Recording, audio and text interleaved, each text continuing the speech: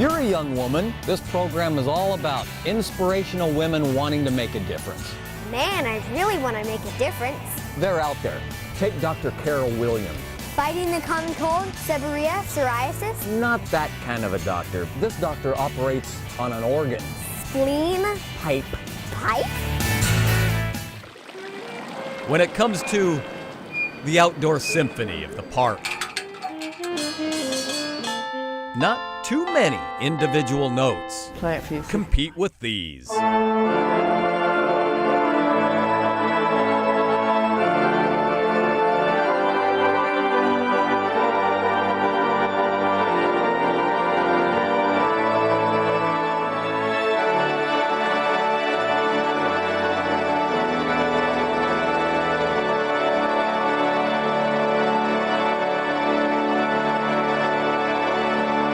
Oh, other melodies chime in fact, every 15 minutes. And I love it when they go on the hour.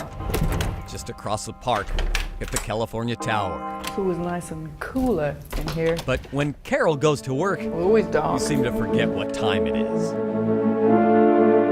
Open the desktop on the organ. Carol Williams is the And only I've got the organ pipes right above me. civic organist in the country. It hasn't come without drama.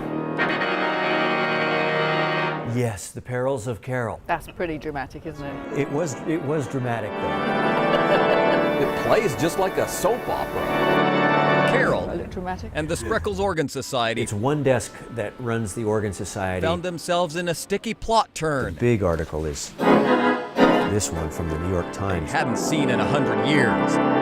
The city was considering eliminating the job. Off. They had Carol dangling like an eighth note at the end of a troubled It cliff. was a very difficult time because it went on for months and months. It made news around the world. Both letters to the editor and coverage from newspapers. Oh, we had letters from kids. Letters of support I'm looking here at one from Westlake, Ohio. flooded in, making it impossible for the city to cut her job. He said,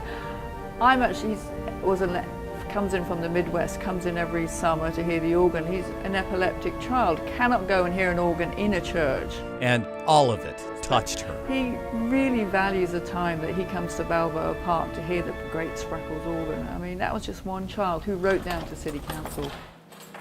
People are moved by Carol's playing. You'll hear a whoosh of air. Just ask Dale Sorensen, We're actually going inside the wind chest. who knows firsthand about her powerful set of pipes, There we go, and there it is. making sure what leaves Carol's fingers You can see the keys moving here and then the valves overhead. translates into the sound that touches people's hearts. The doors are A shaking, lot of stuff happening up here. columns are moving, She's playing the keys. pictures are rattling. Sometimes her hands almost look like hummingbirds' wings on the keyboard. I'm right behind the big door that you see as you drive past the organ pavilion.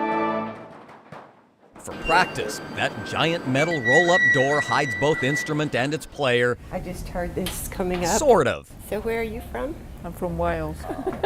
Nice to meet you, Carol. I can remember that one. One person is always with her when she plays. The ring I wear here is my grandmother's. Her grandmother. She was a very, very fine organist. I didn't meet her. Well, actually, that's not true. They meet every day at sea, sharp. We're about 1 hour away from the concert. touching up the tuning. But on this particular day, she'll juggle more notes at one time than ever before. I see she's got her coffee up there, so she's ready to go. By the time she finishes, I've done 2-hour concerts. it would be the longest performance on an outdoor organ ever. I live very close by. At 8 a.m., Kristen Randall and Joe Ritchie are the audience. There will be a very good crowd a bit later today, and we'll try and make it throughout the Then, 6 hours in, You know, the halfway mark now. under the midday sun, day. It's already getting a little warm. Carol gave her hands a break, but kept playing with her feet. Yeah, she's got a great heart, you know.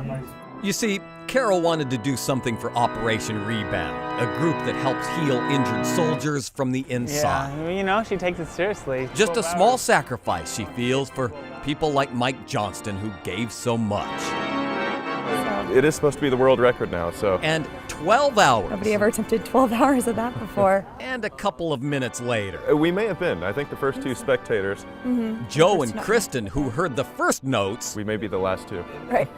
listened to the last few. We knew she would do it. We didn't know how. Notes that may look a little blurry to Carol. Oh, she's a rock star. But not only did she make it, she put an exclamation point on it that seemed to bounce off buildings. This must be what they mean by pulling out all the stops.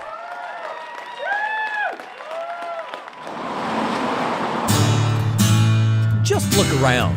Most everybody carries around a story that no doubt will inspire someone else. The recording device changes, but storytelling will never change. You know, reporters are overrated. They yak and yak and yak. Meanwhile, cameramen are out there documenting important events. People can relate to them and be inspired by them. Reporters, they're a dime a dozen.